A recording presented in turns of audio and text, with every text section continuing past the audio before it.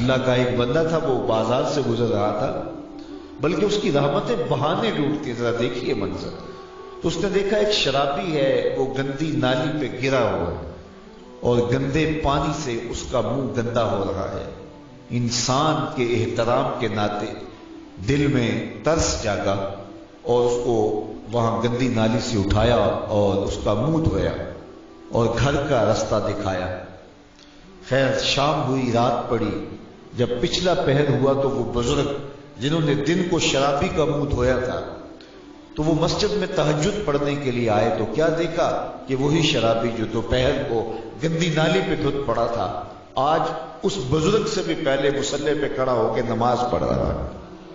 تو بڑی حیرت ہوئی کہ یہ تو وہ دن والا شرابی ہے اور میں نے آج اس کا منہ دھویا تھا، نشے میں دھت پڑا تھا۔ تو حیرت کا اظہار کیا تو ہاتف سے آواز آئی، میرے بندے تو نے اس کا منہ دھو دیا تھا، میں نے اس کا دل دھو دیا ہے۔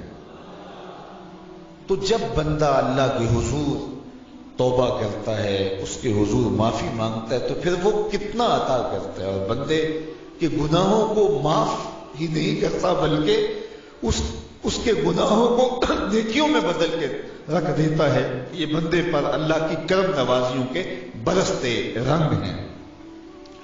التائب من الذنب کمن لا ذنب لہ، گناہ سے توبہ کرنے والا ایسا ہوتا ہے جیسے اس نے گناہ کیا ہوا ہی نہیں۔ حدیث پاک میں آتا ہے کہ قیامت کے دن ایک شخص اپنا نامہ اعمال کھولے گا اور اسے فرمایا جائے گا کہ اپنے نامہ اعمال کو پڑھو، تو وہ نامہ اعمال پڑھنا شروع کرے گا۔ اب اس نے بڑے بڑے جرم کیے ہوں گے اور چھوٹے چھوٹے گناہ بھی کیے ہوں گے۔ اب اللہ سے حیا کرتے ہوئے، شرم کرتے ہوئے جو بڑے گناہ ہیں ان کو چھوڑتا جائے گا، صرف نظر کرتا جائے گا اور چھوٹے چھوٹے گناہ پڑھتا جائے گا۔ جب وہ سارا نامہ اعمال پڑھ چکے گا تو آواز آئے گی، بندے جا، میں تیرے سارے گناہوں کو بدل کے نیکیوں میں تبدیل کر دیا۔ تو وہ کہے گا، اے اللہ ابھی تو میرے بڑے بڑے گناہ رہتے تھے جو میں نے ابھی پڑھے ہی نہیں۔ تو جب یہ بات اللہ کے محبوب نے ارشاد فرمائی تو حضور اتنا مسکرائے کہ صحابہ کو حضور کی داڑھیں نظر آنے لگی۔ پہلے وہ کہہ رہا ہے کہ چھوٹے چھوٹے گناہ پڑھتا ہے اور بڑے چھوڑتا چلا جاتا ہے، اور جب یہ اسے پتا چلا کہ ان گناہوں کو بدل کے نیکیوں میں تبدیل کر دیا جائے گا تو وہ کہتا ہے ابھی تو بڑے بڑے گناہ میرے رہتے تھے۔ تو اللہ کی یہ کرم نوازیوں کے رنگ ہے کہ وہ گناہوں کو بدل کے نیکیوں میں تبدیل کر دیتا ہے، اور بندہ جتنا بڑا گناہ گار تھا جب سچے دل سے اس کے حضور توبہ کرنے کے لیے حاضر ہوتا ہے تو پھر اتنا ہی بڑا نیکوکار بن جاتا ہے۔ سیدنا عمر فاروق رضی اللہ تعالی عنہ کا زمانہ تھا اور آپ جانتے ہیں وہ ہاتھ میں درہ رکھتے تھے اور گلیوں میں گشت کیا کرتے تھے رات کو۔ دن کو بھی آپ دیکھتے تو ایک شرابی تھا جو ہاتھ میں شراب کی بوتل لیے آ رہا تھا، اچانک گلی کا موڑ کاٹا تو آگے حضرت عمر آ رہے تھے، ایک دم ڈر گیا اور دل ہی دل میں کہا، اے اللہ حضرت عمر کے قہر سے بچا لے، ساری زندگی شراب نہیں پیوں گا۔ سچی توبہ کر دی اور جلدی سے وہ شراب کی بوتل بغل میں دبا لی۔ اتنے میں حضرت عمر بھی سر پہ پہنچ گئے اور کڑک کے کہا، گرج کے کہا کہ یہ تیرے پاس کیا ہے؟ تو تھی تو شراب۔ اب ڈرتے ہوئے اس نے کہا، حضور یہ سرکہ ہے۔ تو حضرت عمر فرمایا، نکالو۔ اب وہ تھر تھر کانپ رہے اور بغل سے وہ شراب کی بوتل نکالی۔ جب نکالا تو وہ شراب نہیں تھی، سرکہ بن چکا تھا۔ تو جو اللہ شراب کو سرکے میں بدل دینے پہ قادر ہے وہ گناہوں کو نیکیوں میں بدل دیتا ہے۔ تو یہ ایک صورت دکھائی کہ دیکھو یہ شراب کو سرکے میں تبدیل کر دیا، تمہارے گناہ بھی نیکیوں میں تبدیل کر دیں گے۔ تم آؤ تو صحیح اس کی چوکھٹ پہ، تم ہاتھ تو پھیلاؤ۔ حضرت داتا گنج بخش علی حجویری علیہ رحمہ کشف المعجوب کے اندر لکھتے ہیں کہ جو فرمایا گیا کہ جس نے توبہ کی اللہ نے اس کی مغفرت کر دی، تو ایک بزرگ کا قول نقل کیا کہ جس کو اللہ نے بخشنا تھا اللہ نے اس کو توبہ کی توفیق دے دی۔ اس کو بلایا ہی اسے ہے جس نے مغفرت کرنی تھی۔ تو توبہ کی توفیق کا نصیب ہو جانا یہ اللہ کی خاص رحمتیں ہیں، اور توبہ کرنے والا اللہ کی خاص رحمتیں پاتا ہے۔ توبہ کرنے والا جب اس کے حضور حاضر ہوتا ہے تو اللہ تعالیٰ اس پہ بہت خوش ہوتا ہے۔ اللہ کے محبوب علیہ السلام نے باقاعدہ ایک مثال سے یہ حقیقت سمجھائی کہ توبہ کرنے والے کے لیے اللہ کی خوشی کا عالم کیا ہوتا ہے، اللہ کیسے خوش ہوتا ہے توبہ کرنے والے پر۔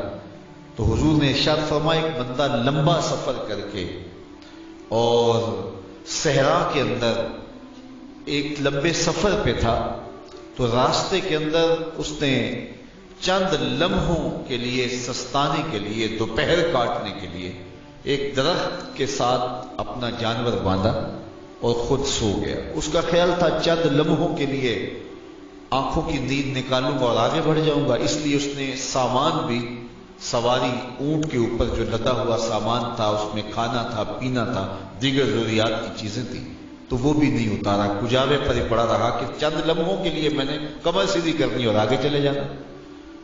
تو تھوڑی دیر کے بعد اس کی آنکھ کھلی تو کیا دیکھتا ہے کہ اونٹ ماں ساز و سامان کے غائب۔ تو صحرا میں اونٹ کا گم جانا زندگی گم جانے کے مترادف ہے۔ تا حد نظر نہ کوئی آبادی، نہ کوئی انسانی وجود، تو پھر زندگی نہیں موت کے منہ میں اپنے آپ کو دھکیل لینا ہے جنگل میں، اگر آپ کے پاس کچھ باقی نہیں بچتا ہے۔ تو اس نے دیکھا کہ سواری غائب ہے، سواری غائب ہے تو اس کے اوپر جو سامان تھا وہ بھی غائب ہے، تو وہ دائیں بائیں بھاگا دوڑا اس خیال سے کہ میں جو ہے وہ اپنی سواری کو تلاش کر لوں، لیکن سواری نہیں مل پائی۔ تو پھر وہ دوبارہ آیا اور اسی جگہ بیٹھ گیا، اب موت کا انتظار کرنے لگا۔ چونکہ صحرا میں سواری گم گئی اور میلوں تک انسانی آبادی ہی نہیں ہے، تو وہی پیاس سے ہلکان ہوا، بے چین ہوا، وہاں درخت کے ساتھ ٹیک لگا کے موت کا منتظر ہو کے بیٹھ جاتا ہے، اور یوں بیٹھے بیٹھے اس کی آنکھ لگ جاتی ہے۔ اچانک اس کی آنکھ کھلتی ہے تو کیا دیکھتا ہے کہ اونٹ ماں ساز و سامان کے پاس کھڑا ہے۔ تو اونٹ کا ملنا زندگی مل جانا تھا، تو وہ اتنا خوش ہوا، اتنا خوش ہوا کہ خوشی سے اس کی زبان بل کھا گئی۔ وہ کیا کسی نے کہا نا کہ جب بھی تیری قربت کے امکان نظر آئے ہم اتنے خوش ہوئے کہ پریشان نظر آئے۔ تو کہنا تو یہ تھا کہ اے اللہ تو میرا رب اور میں تیرا بندہ، لیکن وہ خوشیوں کے ہجوم میں درک گیا اور کیا کہتا ہے، اللہم انت عبدی وانا ربک، اے اللہ تو میرا رب، تو میرا بندہ اور میں تیرا رب۔ تو اس قدر وہ خوشیوں میں درک گیا کہ اس کو اپنی زبان پہ قابو اور کنٹرول نہ رہا۔ کسی کے آنے سے ایسے ہوش اڑے ساقی کے، شراب سیخ پہ ڈالی اور بوتل میں کباب۔ تو کہتا ہے اللہم انت عبدی وانا ربک، تو میرا بندہ اور میں تیرا رب۔ تو یہ اس کی زبان قابو میں نہ رہی اور وہ بل کھا گیا، خوشیوں کا ہجوم ایسا ہوا۔ تو اللہ کے محبوب نے یہ مثال بیان کرنے کے بعد ارشاد کیا، مجھے بتاؤ اس بندے کو کتنی خوشی ہوئی کہ زبان پہ قابو نہیں، جذبات پہ کنٹرول نہیں، کہنا کچھ ہے بول کچھ رہا ہے۔ تو صحابہ نے عرض کی حضور بہت خوشی ہے۔ تو فرمایا جس طرح یہ بندہ اونٹ کے ملنے پر واپس آنے پہ خوش ہوا، حتیٰ کہ خوشیوں کے ہجوم میں اس کی زبان بھی قابو میں نہیں رہی، یہ بتا رہا ہے خوشیوں کے وفور کا عالم اور مسرتوں اور جو ہے وہ خوشیوں کی کثرت کا عالم بتا رہا ہے۔ تو فرمایا یہ بڑا خوش ہوا جب کوئی بندہ پلٹ کے مالک کی دہلیز پہ آتا ہے، اللہ اس سے بھی زیادہ خوش ہو کہ میرا بندہ میری چوکھٹ پہ آ گیا۔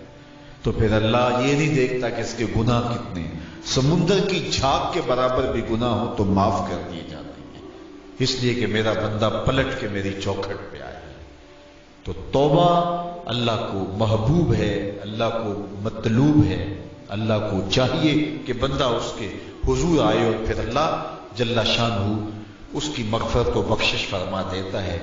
یہ موسم نور کے موسم ہے، عام دنوں میں بھی توبہ کرو، دن میں کرو یا رات کو کرو، کسی بھی مقام پہ توبہ کرو، اللہ معاف کر دینے والا ہے۔ لیکن یہ خاص ایام تو ایسے ہیں کہ اللہ کی رحمتیں بندوں کو معاف فرما دیتی ہیں، اور اگر کوئی توبہ کا جو ہے وہ دامن پکڑ کے آ جائے، اس کے حضور حاضر ہو جائے، تو پھر اللہ تعالیٰ جل شانہ بندوں کی خطائیں بھی معاف کرتا ہے اور ان کے گناہوں کو بدل کے نیکیوں میں تبدیل کر دیتا ہے۔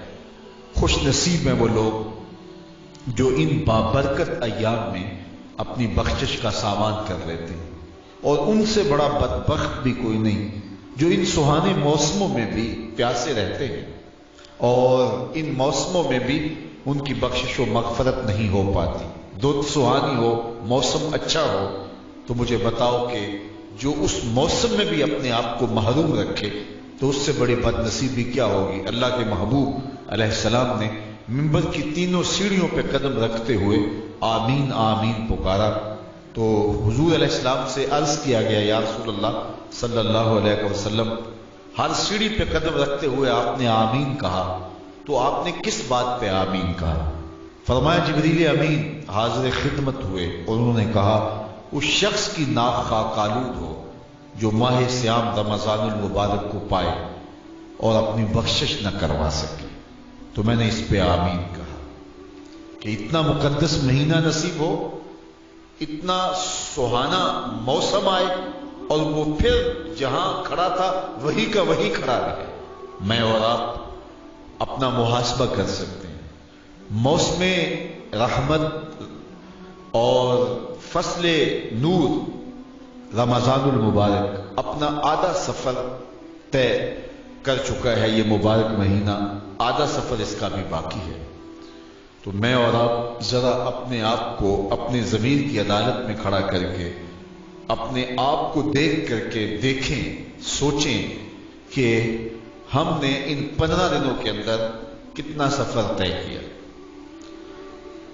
29-30 شعبان کو ہم جہاں کھڑے تھے، کیا ہم آج بھی وہیں کھڑے ہیں یا ہمارا کچھ سفر بہتری کا ہوا ہے؟ اور اگر ہم وہیں کے وہیں کھڑے ہیں تو پھر ابھی وقت ہے ہم بقیہ 15 دنوں میں اللہ کی رضا جوئی کے لیے کوشاں ہو جائیں، ورنہ کتنی بڑی وعید ہے۔ جبریل دعا کر رہے ہیں اور اس پہ حضور آمین کہہ کے مہر لگا رہے ہیں، اس شخص کی ناک خاک آلود ہو جو ماہ صیام کو پائے اور اپنی بخشش نہ کروا سکے۔ مجھے اور آپ کو پتہ ہے کہ ہم کہاں کھڑے ہیں۔ بل الانسان علی نفسہ بصیرہ ولو القی معاذیرہ، انسان خود اپنے آپ کو جانتا ہے کہ میں کہاں کھڑا ہوں، وہ اپنے آپ کو خود دیکھتا ہے۔ ایک تو فیصلہ قیامت کے دن ہوگا، نامہ اعمال تولے جائیں گے اور نامہ اعمال کے تلنے کے بعد پتہ چلے گا نیکیاں کتنی ہیں اور برائیاں کتنی ہیں۔ لیکن ایک ہم اپنے ضمیر کے اندر ترازو گاڑ کر کے اپنے عمل تول سکتے ہیں اور ہمیں پتہ ہے ہم نے نیکیاں کتنی کی، ہمیں پتہ ہے ہم نے برائیاں کتنی کی۔ جو نیکیاں کی ان میں اللہ کی رضا کے لیے کتنی کی، لوگوں کے دکھاوے کے لیے کیا کیا، خواہش نفس کے لیے کیا کیا، لوگ اس کو نیکی سمجھتے رہے لیکن ہم تو سمجھتے ہیں وہ نیکی ہے کہ نہیں ہے۔ اس طرح جو برائیاں کی وہ تو برائیاں ہیں۔ تو میں اور آپ اپنے ضمیر کی عدالت میں ترازو گاڑ لیں اور اپنے اعمال کو ابھی تول لیں۔ فرمایا گیا حاسبوا قبل ان تحاسبوا، قبل اس سے کہ تمہارا حساب کیا جائے تم اپنا حساب پہلے ہی کر لو۔ تو اپنے اندر کی ستھرائی، اپنے اندر کی پاکیزگی